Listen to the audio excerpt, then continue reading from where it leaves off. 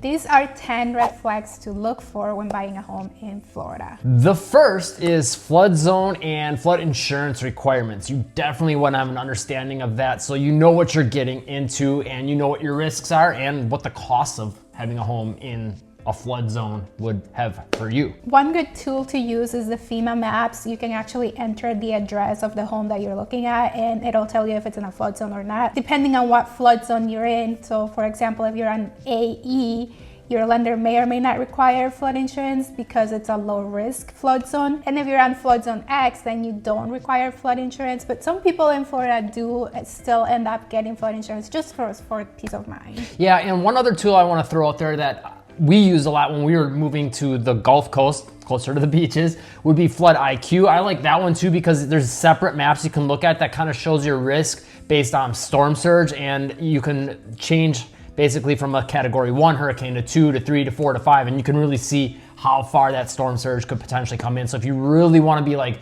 super like secure, that's a good tool. That being said, we did go through one recently that was, it ended up being like a category 3, just moved down from a 4 when it hit us. It was supposed to be a 5, and the storm surge didn't get nearly as far as what it said it would. So that's one thing to keep in mind is I feel like some of these tools, Flood IQ anyway, are like a little overprotective maybe. But that being said, you know, maybe that's the route you want to go. So just so you can kind of keep that in mind, you know. It's a good thing to be prepared for the worst. It's better to be prepared than that. And the flood insurance costs, if you're not in a flood zone, it's pretty affordable, I would say, probably depending on where you're located, around $540 a year.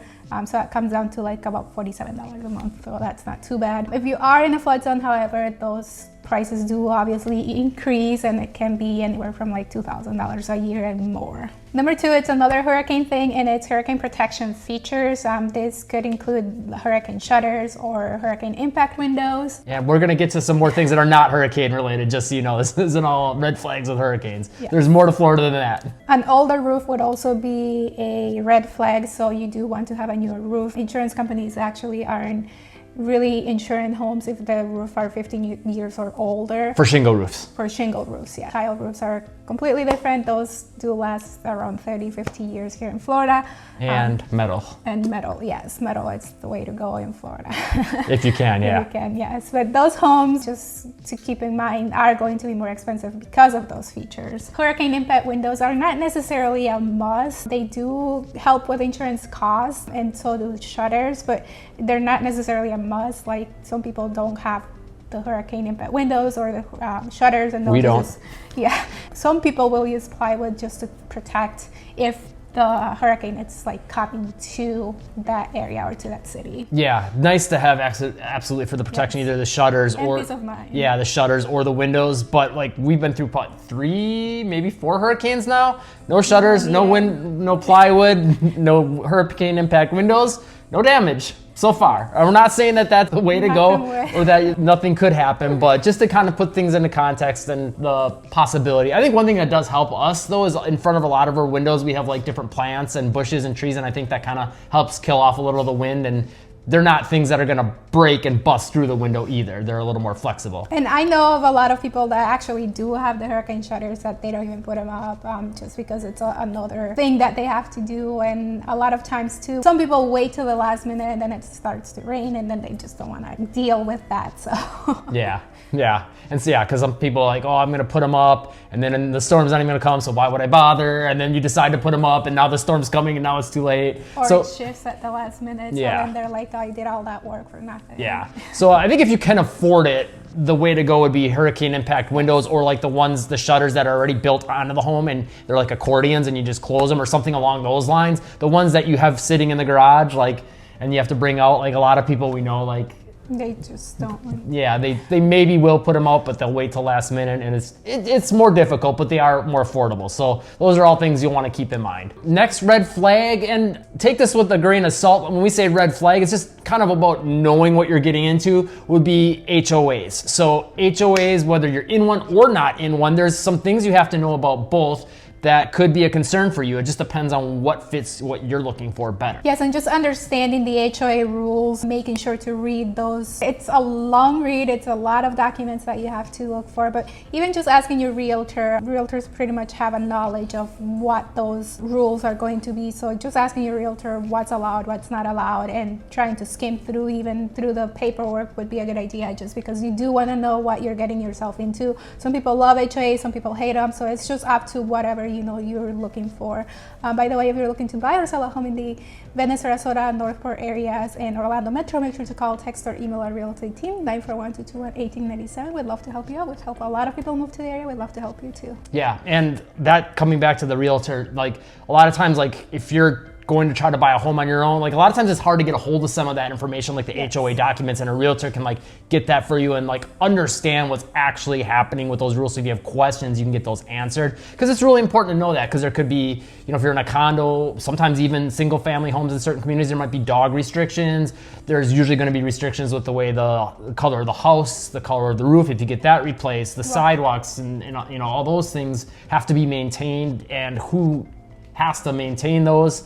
And what kind of vehicles you could park too, and if you can park on your driveway or not, or on the street or not. If you're a big family of 5 people and all 5 people have a car, you have one car that would probably need to go on the street. So are the cars allowed to park on the street? Are you allowed to park overnight? Because some HOA communities will allow you to park during the day but not at night. So looking into all of that, and a good realtor can give you like a quick summary of what's allowed, what's not allowed, and then just reading the HOA documents. Yeah, and it's really important to know like all the different restrictions there may or may not be.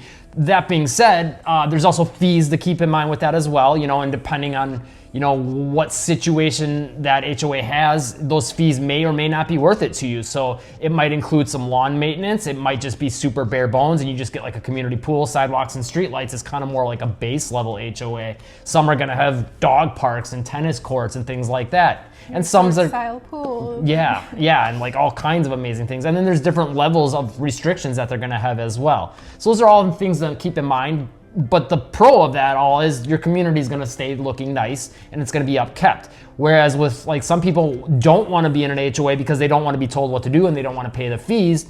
But then some people also don't want to have the community looking a certain way. So you kind of have to decide, what's important to you, and do you really need sidewalks and streetlights? Usually not being in an HOA, you're not going to get those things unless you're like in a downtown area, especially like in this area of Florida that we're living in, from Sarasota down to Inglewood. Unless you're like near a downtown, you're probably not getting sidewalks, streetlights.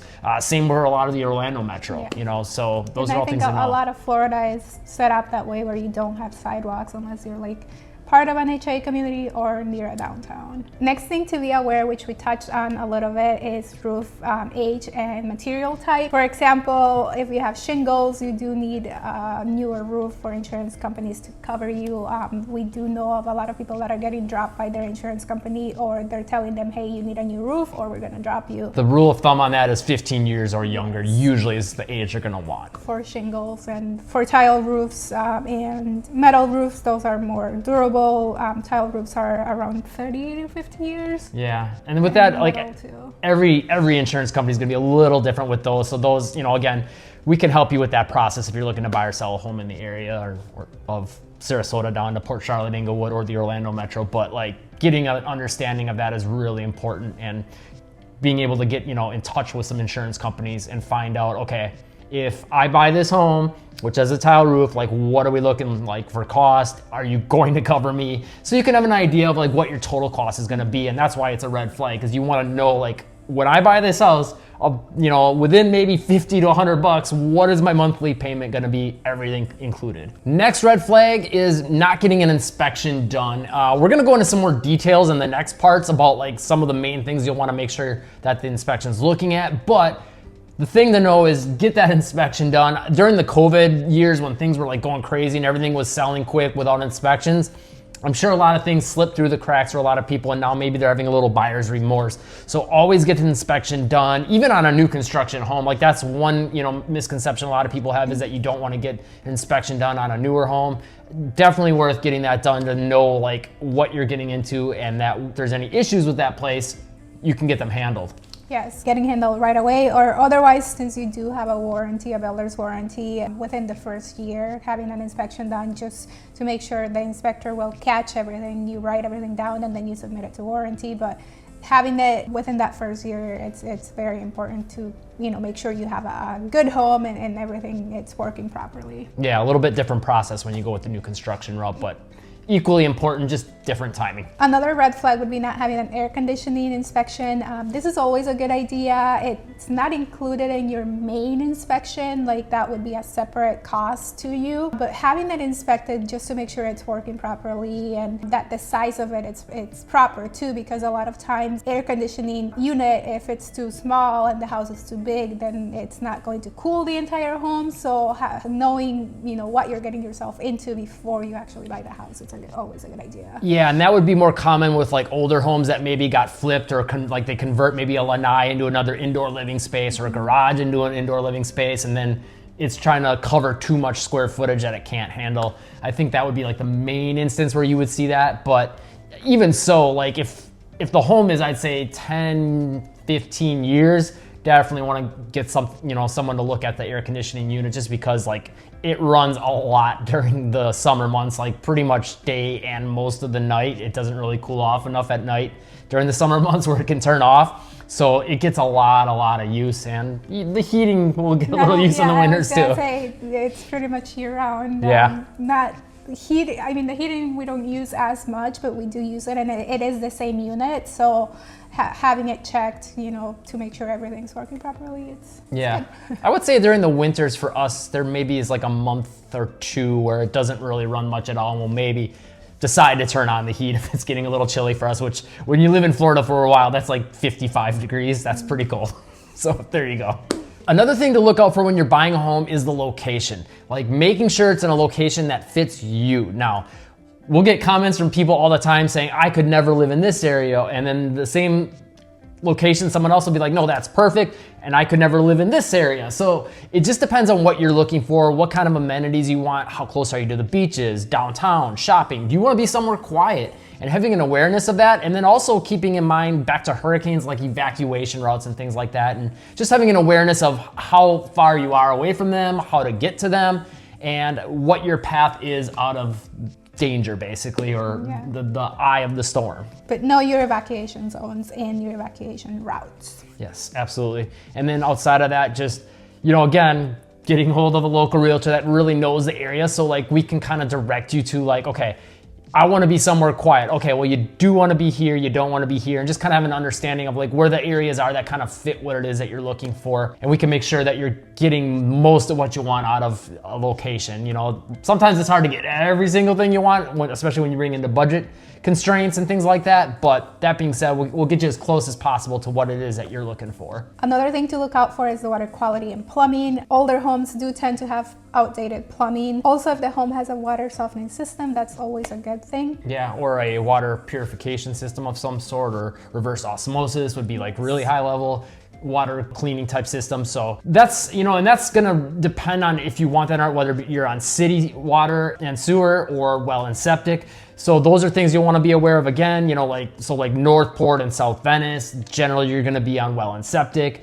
Just depends on your location though. There's parts of Northport that are on city water and sewer. There's also parts of Venice that are going to be on city water and sewer, and a lot of HOA communities are going to have city water and sewer. So those are all things you want to be aware of, and also keeping in mind if it is an older home, like maybe the plumbing did get replaced, like that's a huge win. So knowing what you're getting into and knowing if that plumbing got replaced, like, hey, okay, sweet, this is one big thing I don't have to handle. And to give you a little more understanding of why you would want to get a water softener or some sort of a water filtration system for your home, because a lot of times, especially in this part of Florida, there will be a lot of minerals in the water, so that can tend to build up and become an issue for piping and fixtures such as your faucets and things like that. And we've heard of a lot of people too, like in like the South Venice area, having issues with like if they're running a sprinkler outside, it'll like stain the side of the house and things like that. So those are all things you're gonna want to have on your radar, and again, we can kind of help you with that and figuring it out for whatever location it is that you're looking to buy or sell. The next thing to look for is the age and condition of the windows. Again, again, having impact windows, hurricane impact windows would be the way to go, more peace of mind. But those homes do tend to be a little bit higher price, but at least having the shutters would be also good just for peace of mind as well. Yeah, and back to the age of the windows as well, like if they're newer windows, they're generally gonna be more energy efficient too. So that could be another big perk to like help you save on your energy bill every month, which, as we mentioned before, during the summer months, the air conditioning is gonna run a lot. So if you can keep more of that cool air in, that's a huge win and could save you some money. Next big red flag is not understanding market trends, but also the resale value of a home that you're gonna buy, especially if you know that you're not gonna be in there forever. You know, whether you're looking at, you know, if you're looking to sell it again after buying it within a couple years, you're gonna be really in tune with that, or want to be really in tune with it. But if you're gonna hold on to it for 10 years, not as much, but you'll still wanna have an understanding of what you're getting into, just because the market can change, especially in Florida, like this. Like it can be very volatile. Yes, and just having a knowledge too of what's going on within the neighborhood, if there are any developments coming in nearby, whether it's schools or commercial or anything like that, you do want to know, because it could affect your property value either for the better or for the worse. Yeah, and also like even if you're not looking to resale the home, like knowing what you're getting into in the area and like what is this area going to become as time goes on, because like in the Midwest, a lot of cities are going to more or less stay the same. You know, there might be some businesses that go out and a new one comes in, but you're not going to see the expansion like you do in Florida. So that's, I think, one thing as a whole for the most part in most cities in Florida, like whatever you're buying in, expect that area to either get a little busier or just have more businesses come to the area. Maybe not next door, but maybe within a half a mile. You know, there's always going to be more stuff coming in Florida, at least for the foreseeable future. I don't see that changing anytime soon. So that's one thing to definitely know. With that being said, if you're looking to buy or sell a home in the Venice, Sarasota, Northport, Englewood areas, and the Orlando Metro, make sure to call, text, or email our real estate team, 941-221-1897. We've helped a lot of people move to the area. We'd love to help you too. And if you want to know more about what it's like to move to Florida, check out this playlist right here. We got a bunch of videos with a lot of the things you'll want to know